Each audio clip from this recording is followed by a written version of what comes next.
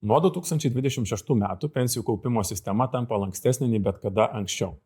Iki šiol antroje pakopoje sukaupti pinigai buvo pasiekiami tik sulaukus pensijos, tačiau dabar atsiranda galimybės visiems kaupiantiesiems atsimti dalį ar net visas lėšas tam tikromis sąlygomis. Ir čia ne tos sąlygos, kurios susijusios su apskritai pasitraukimu iš kaupimo per tam numatytą 2 metų langą. Čia sąlygos, kurios galioja visiems kaupiantiesiems likus kaupime. Pirmiausia, kiekvienas dalyvis galės vieną kartą per kaupimo laikotarpį atsimti iki 25% savo sukauptos sumos. Tiesa, galėsite atsimti ne daugiau negu patys esate įmokėję.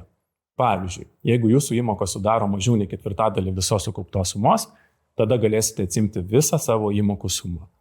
Tad tai galimybė tiems, kuriems prireikia pinigų netikėtoms gyvenimo situacijoms, pavyzdžiui, sveikatos išlaidoms ar kitoms svarbioms reikmėms. Likusi sukaupta dalis toliau bus investuojama, tad jūs ir toliau dalyvausite pensijų kaupime. Beje, kadangi galimybė atsimti 25% sukauptos sumos yra vienkartinė, todėl labai svarbu apsvarstyti, kada ją pasinaudoti ir neskubėti tai atlikti. Jei 25% dalį atsimsite kaupimo pradžioje, kai dar nebūsite sukaupę reikšmingos sumos, piniginė išraiška tai gali būti palyginti nedidelė išmoka. Tačiau vėlesnėme amžiuje, kai jau bus susikaupusi didesnė suma ir uždirbtas investicinis priejungis, ta 25% dalis gali reikšti žymiai didesnį pinigų kiekį. Dar vienas svarbus momentas, anksčiau atsimti pinigai vis tiek bus įtraukiami sprendžiant ar pensijos amžiuje jums taikomas privalomas anuitetas.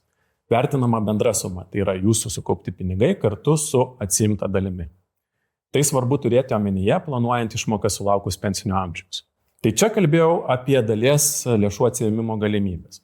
Na ir yra situacijų, kai žmogus gali atsimti visą savo sukauptos sumos, 100%.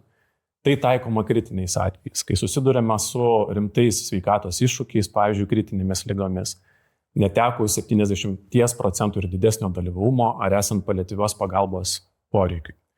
Tokiais atvejais išmokos yra neapmokestinamos ir visos gautos lėšos gali būti panaudotos pagal tuometinius asmeninius poreikius.